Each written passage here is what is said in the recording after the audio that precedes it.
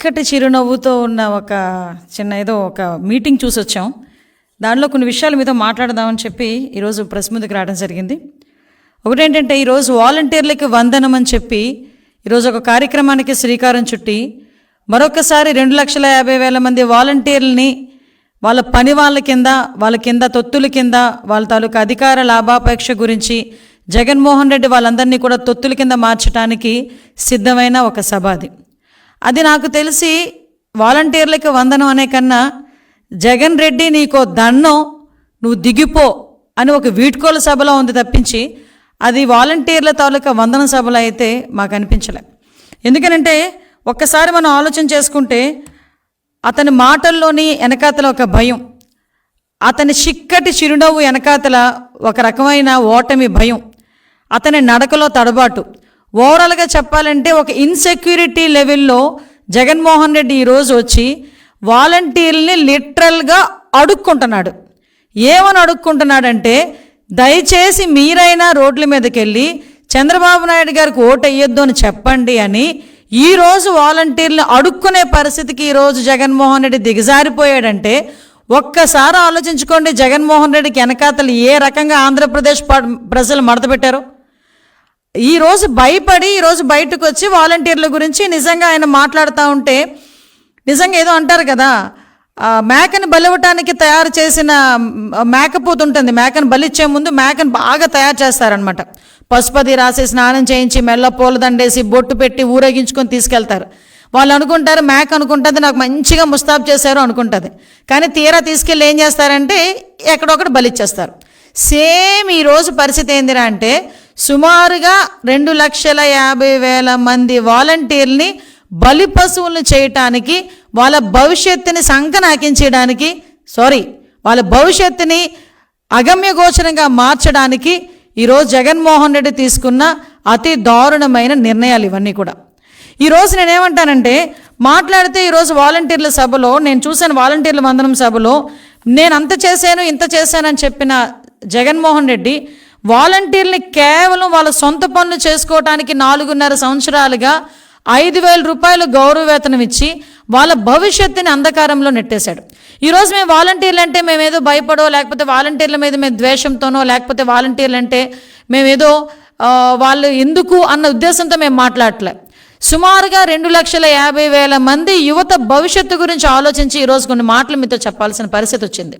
ఈరోజు వాలంటీర్ల కింద ఎవరున్నారు అంటే ఎంటెక్లు చేసిన వాళ్ళు, ఎంసీఏలు చేసుకున్న వాళ్ళు, బీటెక్లు చేసుకున్న వాళ్ళు, బీఎస్సీలు చేసేవాళ్ళు, డిగ్రీలు పాస్ అయ్యి ఉద్యోగాలు లేక అల్లాడిపోతూ ఈరోజు 5,000 రూపాయల జీతానికి నీ దగ్గర ఒక పని వాళ్ళ కింద బతకడానికి ఈరోజు ముందుకు నువ్వు తీసుకొచ్చావంటే వాళ్ళకి కనీసం ఒక భద్రత కూడా 4.5 సంవత్సరాల కాలంలో నువ్వు కల్పించలేకపోయావంటే నిజంగా వాలంటీర్ని బలి పశువులు చేస్తున్నావా లేదా అన్న సంగతి జగన్మోహన్ రెడ్డి ఈరోజు ఆలోచించుకోవాల్సిన అవసరం ఎంతైనా ఉంది. ఓవరాల్గా చెప్పాలంటే జగన్మోహన్ రెడ్డి వాలంటీర్ వ్యవస్థని బానిస వ్యవస్థ కింద మార్చేసే పరిస్థితి ఈరోజు కనిపిస్తూ ఉంది. ఎందుకంటే వీళ్ళందరూ కూడా నా కార్యకర్తలే అని ఒకనొక సందర్భంలో వాళ్ళు ఏటు విజయసాయిరెడ్డి గారు కూడా ఆగస్టు 26వ తారీఖు 2021లో ఆయన మాట్లాడడం, తర్వాత 22లోని అంబటి రాంబాబు గారు మాట్లాడడం, ఆఖరికి జగన్మోహన్ రెడ్డి వీళ్ళందరూ కూడా మన పార్టీ మనుషులే అని చెప్పి సభల్లో కూడా మాట్లాడడం. అంటే ఒక వాలంటీర్ పేరు చెప్పి కార్యకర్తలకి సుమారుగా నెలకి 5,000 రూపాయల బజానా ఇచ్చి ఈరోజు నీ తాలూకా లాభాపేక్ష గురించి, అధికార మదం గురించి వాళ్ళ భవిష్యత్తును నాశనం చేసే పరిస్థితి ఈరోజు జగన్మోహన్ రెడ్డి శ్రీకారం చుట్టాడు. అదే వాలంటీర్ వ్యవస్థ. అసలు వాలంటీర్ వ్యవస్థ అంటే నాకు తెలిసి వాలంటీర్ ఇన్ ద సెన్స్ స్వచ్ఛంద సేవకుడు. స్వచ్ఛంద సేవకుడికి జీతం ఎందుకండి? ఓకే, నువ్వు ఇచ్చేదేమైనా వాళ్ళకి చదువుకు తగ్గట్టో, వాళ్ళ భవిష్యత్తుకు తగ్గట్టో, వాళ్ళ భద్రతకు తగ్గట్టో, వాళ్ళ కుటుంబ పోషణకు తగ్గట్టో ఇచ్చావా అంటే కూలీ చేసుకునేవాడు కూడా రోజుకి 300 రూపాయలు, ఆడ కూలీ చేసుకునే వాళ్ళు కూడా 400 రూపాయలు 500 రూపాయలు సంపాదించుకుంటున్నారు. అంటే నెలకి మినిమంలో 20,000 30,000 రూపాయలు రోజువారీ కూలి చేసుకునే బతుకులు కూడా సంపాదించుకుంటున్నాయి. ఇటువంటి నేపథ్యంలో నువ్వు ఇచ్చే 5,000తో వాళ్ళకి ఏదో బ్రహ్మాండాన్ని సృష్టించేశానన్నట్టుగా ఈరోజు వాళ్ళకి వందనం అని చెప్పి వాళ్ళకి ఈరోజు బిస్కెట్లు వేస్తున్నావు చూడు. ఇది నిజంగా ఎలక్షన్ స్టంట్ అన్న సంగతి అందరికీ అర్థమవుతుంది. ఈరోజు ఒకటి నాకు అర్థం కానిది ఏంటంటే ఈరోజు సేవా వజ్ర సేవా ఏదో సంథింగ్ వజ్ర ఒకటి, సేవారత్న ఒకటి, సేవామిత్ర ఒకటి. వాళ్ళకి ఏమి ఇస్తావులే కానీ సేవారత్న, ఏంటది వజ్ర, ఇవన్నీ మనం ఏమి ఇచ్చుకుంటాంలే కానీ కరెక్ట్గా ఇచ్చుకోవాలనుకుంటే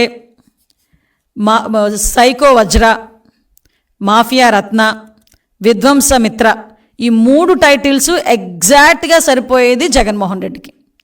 ఈ 5 సంవత్సరాల పరిపాలనలో ఈ 3 టైటిల్స్ నీకు ప్రజలు ఇవ్వాలి.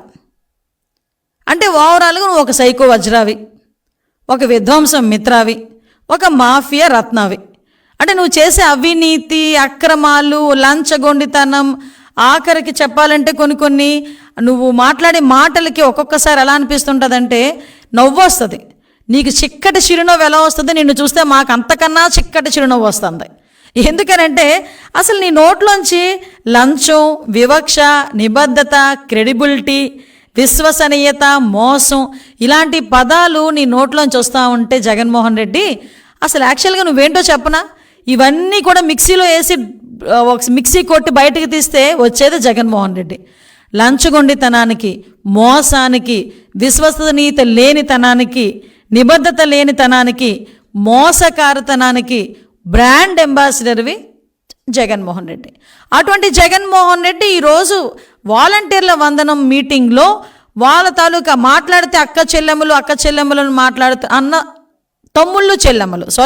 తమ్ముళ్ళు నా చెల్లెమ్మలు అని మాట్లాడుతున్న వాళ్ళకి నువ్వు మాట్లాడుతున్నావు చూడు, నుంచొని 16 నెలలు చిప్పకూడు తిని ఆర్థిక లావాదేవీల్లో ఏవన్ ముద్దాయిగా ఉండి ఈ రోజుకి కూడా ఆస్తులు జప్తులో ఉంచుకొని ఈ రోజుకి కూడా లంచాలు తింటూ ఈ రోజు కూడా అవినీతులు చేసుకుంటూ నిన్ను ప్రశ్నించే వాళ్ళ మీద కేసులు పెడుతూ నిన్ను ప్రశ్నించిన వాళ్ళ మీద దాడులు చేస్తూ నిన్ను గట్టిగా అడిగితే వాళ్ళని చంపించేస్తూ ఆఖరికి నువ్వు లాభాపేక్షకి నీ అధికార మదానికి నువ్వు సీఎం కుర్చీలో కూర్చోటానికి సొంత బాబాయినే చంపించినోడివి, సీఎం కుర్చీలో కూర్చోవడానికి కోడికత్తి డ్రామా ఆడినోడివి నువ్వు ఈ క్రెడిబిలిటీ, నిబద్ధత, మోసకారితనం, లంచాలు లేనితనం ఇవన్నీ గురించి మాట్లాడుతుంటే ప్రజల చెవుల్లో క్యాబేజీ పూలు ఏమైనా పెట్టుకున్నారు అనుకుంటున్నావా, లేకపోతే నువ్వు పెడదాం అనుకుంటున్నావా?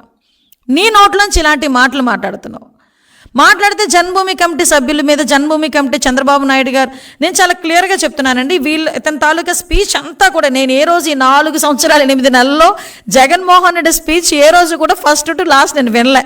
ఈ రోజు దొరికిపోయా, లిటరల్గా చెప్పాలంటే దొరికిపోయి అతను మాట్లాడిన ఫస్ట్ నమస్కారం నుంచి లాస్ట్ సెలవు వరకు వింటా ఉంటే నిజంగా ఇలా కూడా మాట్లాడగలరా, ఇలా కూడా మోసం చేయగలరా, ఇలా కూడా మెస్మరైజ్ చేయడానికి ట్రై చేయగలరా, ఇంకా ఎంతకాలం మోసం చేస్తాడు, ఇంకా ప్రజలు నమ్ముతున్నారు అనుకుంటున్నాడా అన్న విషయాలైతే చాలా క్లియర్గా కనిపించినాయి. అతని మాటల్లోని నేను అబ్జర్వ్ చేసింది, ప్రజలందరూ అబ్జర్వ్ చేసింది కూడా ఏంటంటే చంద్రబాబు, ఒకే ఒక భయం, అదే చంద్రబాబు. ఆ భయం స్పష్టంగా కనిపించింది, క్లియర్గా జగన్మోహన్ రెడ్డి మాటల్లోని, జగన్మోహన్ రెడ్డి మొహంలోని కనిపించింది. కాబట్టి ఇన్ని రోజుల వరకు ఏం చేశాడంటే నా కార్యకర్తలు అని చెప్పి వాళ్ళ ఎమ్మెల్యేలని, అదేవిధంగా వాళ్ళ తాలూకా చైర్మన్స్నో, వాళ్ళ తాలూకా కార్యకర్తలను, వీలాంటి వాళ్ళందరి మీద ఇంతవరకు మీరు దాడి చేయండి, తిట్టండి, కొట్టండి, నరకండి, చంపండి అని చెప్పి ఇంతవరకు ఉసుగొల్పాడు. అయిపోయింది.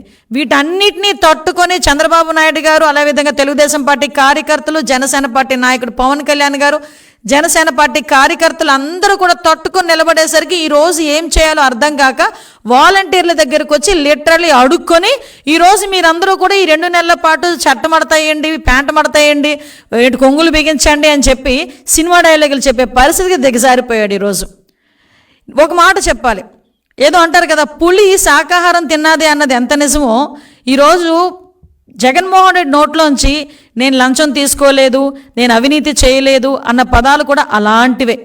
అంతకుమించి వేదికకు వచ్చి మాకు అన్యాయం జరిగింది అని చెప్పి వాళ్ళందరూ కూడా గగ్గోలు పెడతా ఉంటే ఈరోజు పేదవాడు బాగుపడ్డాడు, పేదవాడికి మంచి భవిష్యత్తు ఇచ్చానని ఏ రకంగా నువ్వు చెప్పగలుగుతున్నావు ఈరోజు? అంటే చంద్రబాబు నాయుడు గారు మాట్లాడితే సంక్షేమం ఇవ్వలేదు, చంద్రబాబు నాయుడు గారికి ఓటేస్తే సంక్షేమానికి మీరు తీసేసుకున్నట్టే అని వాలంటీర్లకి ఏదో నూరిపోస్తున్నట్టుగా నూరిపోస్తున్నావు కదా, అది నిజంగా నీకు అసలు మనస్సాక్షి అనేది ఉందా? ఈరోజు చంద్రబాబు నాయుడు గారు పెట్టిన పథకాలు చూస్తే సుమారుగా 180 పథకాలు. ఈ 180 పథకాలని కూడా 130 పథకాలని కూడా రద్దు చేసేసి నవరత్నాలు అని చెప్పి ఇచ్చి ఆ నవరత్నాల్లో కూడా మద్యపాన నిషేధం గురించి మాట్లాడితే నేను ఎవరో అంటుంది ఒక మంత్రి, మద్యపాన నిషేధం కాదు అది నియంత్రణ అని ఉంది అట.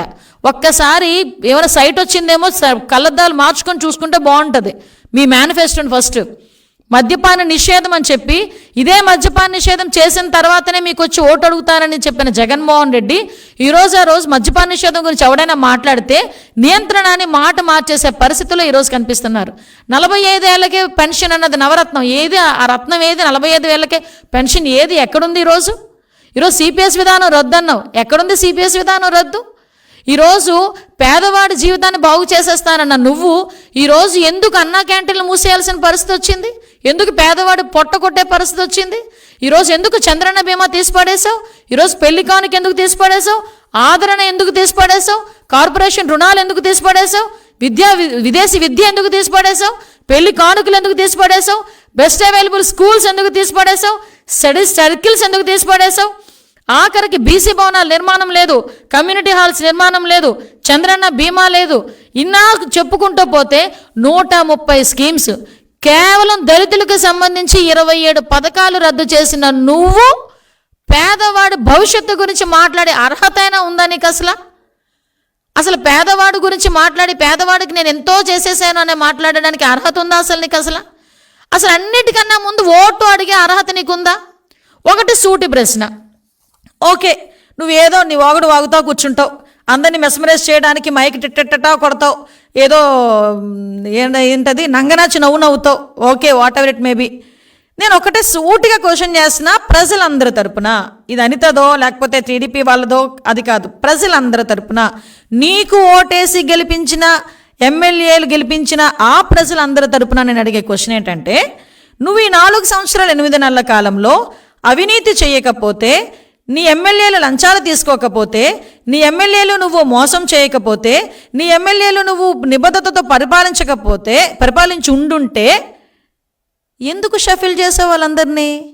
ఒక నియోజకవర్గం నుంచి కొడితే 6 కొట్టినట్టుగా ఇంకొక దగ్గర ఎందుకు పడ్డారు? ఒక నియోజకవర్గం నుంచి వేరే నియోజకవర్గంలో ఎందుకు పని చేయడానికి వెళ్ళారు, పోటీ చేయడానికి వెళ్ళారు? సుమారుగా 80 మందిని మార్చేసావంటే ఏ రేంజ్లో ఒక్కసారి మీ ఎమ్మెల్యేలు మీ కార్యకర్తలు అవినీతులు చేశారో ఒక్కసారి నీ దగ్గర నివేదిక లేకుండానే మార్చేసి ఉంటారంటావా? ఎందుకు మార్చేవో ఒక్క విషయం చెప్పగలవా? ఒక్క ఎమ్మెల్యేని అంతవరకు ఎందుకు? మా నియోజకవర్గం ఎందుకు? పాయకరావుపేట నియోజకవర్గం ఎక్కడో శ్రీకాకుళంలో రాజాంలో పనిచేసిన ఎమ్మెల్యేని తీసుకొచ్చి ఈరోజు అక్కడ పనిచేసిన గొల్లబాబురావు సరిపోడు అన్నట్టుగా అక్కడ ఒక వ్యక్తిని తీసుకొచ్చి అక్కడ ఎమ్మెల్యేని తీసుకొచ్చి పోటీకి పెడుతున్నావు. ఎందుకు పెట్టావు? అక్కడి నుంచి ఇక్కడికి ఎందుకు వచ్చాడు ఆయన? ఒక్క రీజన్ చెప్పగలవా? ఒకే ఒక్క రీజన్.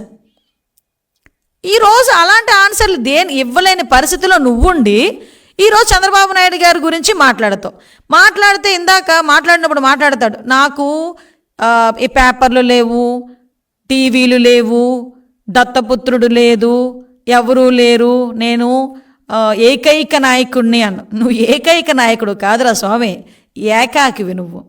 ఎందుకంటే ఈరోజు నువ్వు ఎంత ఏకాకివి అంటే నీ తల్లి లేదు, నీ చెల్లి లేదు, నీకున్నది కాస్త సాక్షి పేపరు అధ్యక్షురాల ప్రెసిడెంట్ పాపం భారతిరెడ్డి గారు, సజ్జల రామకృష్ణారెడ్డి గారు, వీళ్ళందరూ నువ్వు ఉన్న ఏకాకివి, అందరూ ఉన్న ఏకాకివి నువ్వు.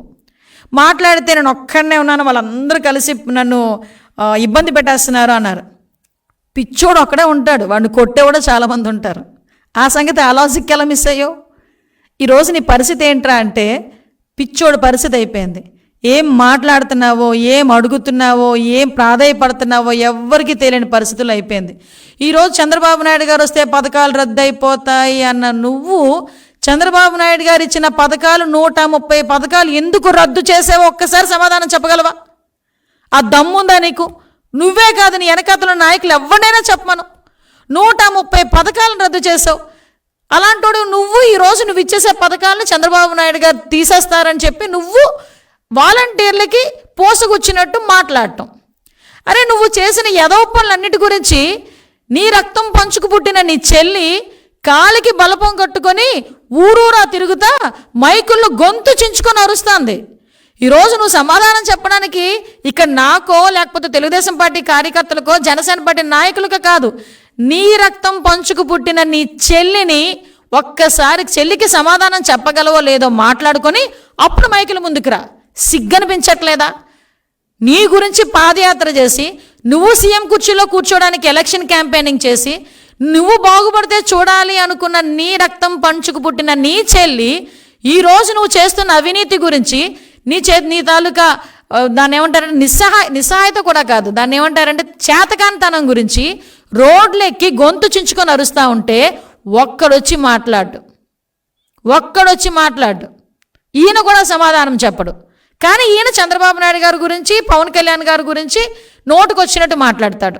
పేపర్ల గురించి మాట్లాడితే పెత్తందారుల గురించి, అదేవిధంగా ఏంటది పేదోడు గురించి మాట్లాడే పరిస్థితి నువ్వు మాట్లాడతావు. ఈరోజు నేను ఒకటే మాట్లాడుతున్నా, లంచం, అవినీతి ఏంటేంటో మాట్లాడేవు కదా. జన్మభూమి కమిటీ సభ్యులు ఇంత అన్యాయం చేసేసారు, ఇంత అరాచకాలు చేసేసారు, వాళ్ళందరూ ఇలా చేసేసారు, అలా చేశారు, చాలా మాట్లాడావు. నేను ఒకటే అడుగుతున్నా, మరి నీకు అంతే నిబద్ధత ఉంటే ఫస్ట్ థింగ్ మద్యపాన నిషేధం చేయాలి. నీకు అంతే క్రెడిబిలిటీ ఉంటే 45 సంవత్సరాలకి పెన్షన్ ఇవ్వాలి. నీకు అంతే ప్రజల మీద విశ్వాసం ఉండి నేను చెయ్యాలి అని తపన ఉంటే ఈరోజు సిపిఎస్ రద్దు చేయాలి. కనీసం ఇంకొక విషయానికి సమాధానం చెప్పగలవా జగన్మోహన్ రెడ్డి?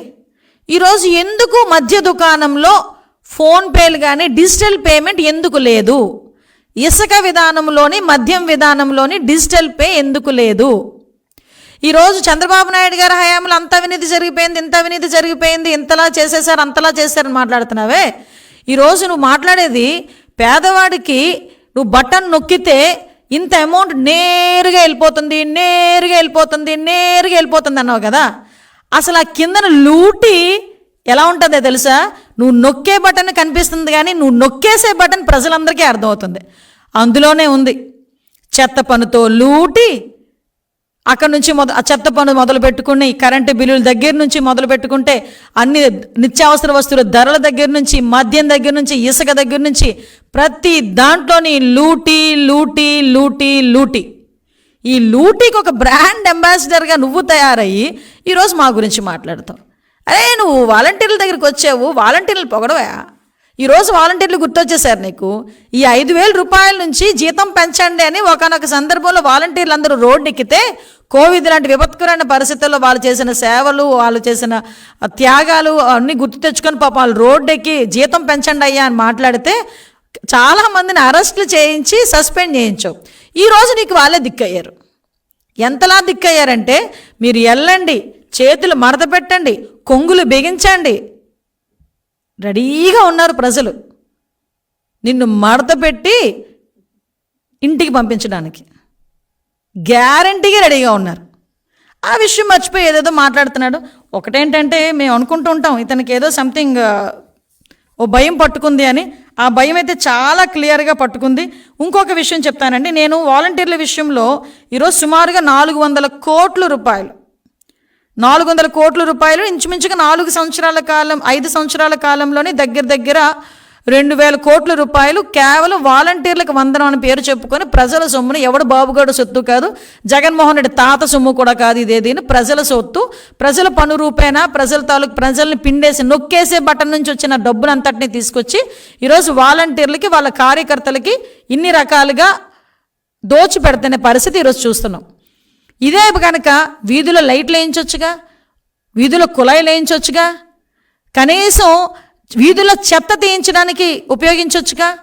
అంతకన్నా నీచం ఏంటో చెప్పనా, పంచాయతీల్లో బ్లీచింగ్ పౌడర్ కూడా డబ్బులు వాటికైనా ఇవ్వచ్చు కదా.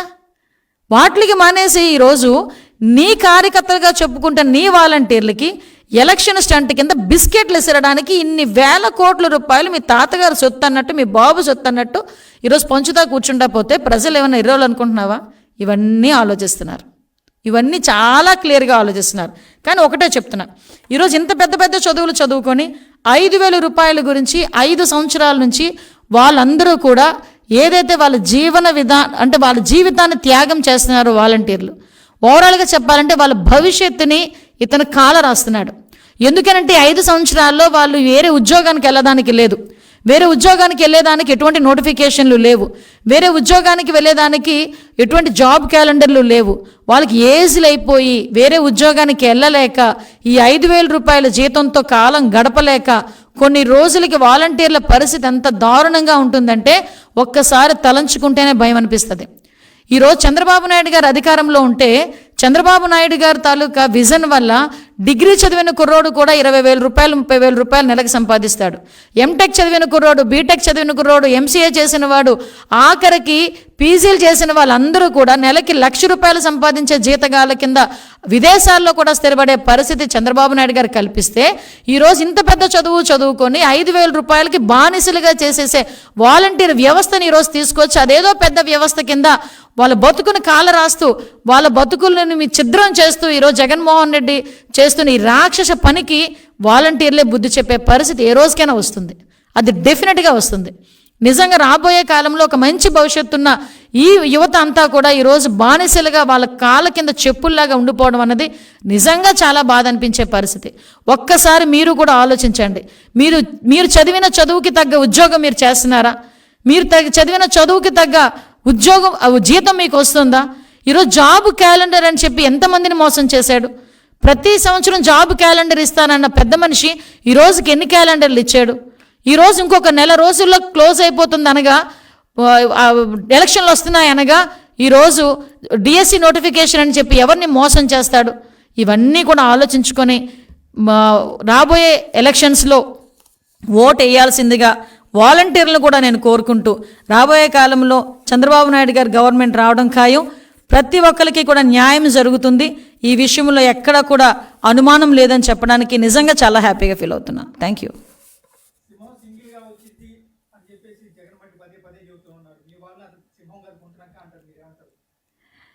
అంటే నేను అనడం కాదండి, మొన్ననే వాళ్ళ షర్మిల గారు కూడా అన్నట్టున్నారు, పులి పులి పులి అంటారు కదా, పంజా ఎప్పుడు ఇసురుతాందా అని. నిజంగా వీళ్ళు కూడా మాట్లాడితే సింహం సింహం సింహం సింగిల్గా అన్నారు కానండి. అసలు విషయం అర్థం కాదు. ఏంటంటే ఇందాక చెప్పాను, పిచ్చోడు ఒకడే ఉంటాడు, కొట్టేవాళ్ళు ఎక్కువ మంది ఉంటారు. వాళ్ళేమో మేమేమో అతని పిచ్చోడు అంటాం, వాళ్ళేమో సింహం అని చెప్పి ఎలివేషన్లు ఇచ్చుకుంటున్నారు. అంతే తప్పించి అంతకుమించి తేడా ఏం లేదు.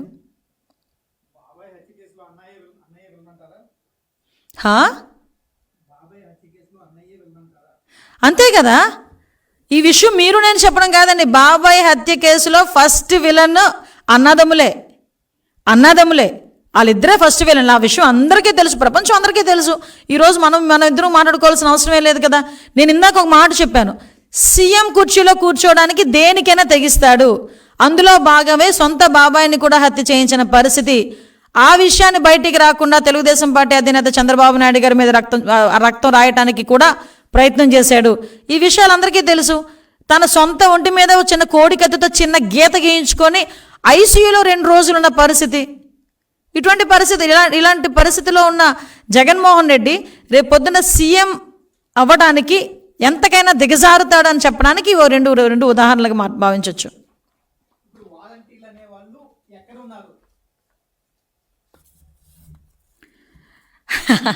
క్లియర్గా చెప్పాలంటే వాలంటీర్లు అన్న వాళ్ళు విషపు నాగు ఉంటుంది కదా, విషపు నాగు పడగ నీడలో ఉన్నారు ఈరోజు. పాపం వాళ్ళకి అసలు ఆ విషయం తెలియట్లే. ఏమనుకుంటున్నారంటే అదేదో పెద్ద నీడ అనుకుంటున్నారు, అదేదో పెద్ద భరోసా అనుకుంటున్నారు. కానీ అదో పెద్ద విషపు పాము అన్న సంగతి అయితే అర్థం కావట్లే. అది అతి తొందరలోనే అర్థమయ్యే రోజు వీళ్ళే తిరిగి కొట్టి చంపే పరిస్థితి కనిపిస్తుంది.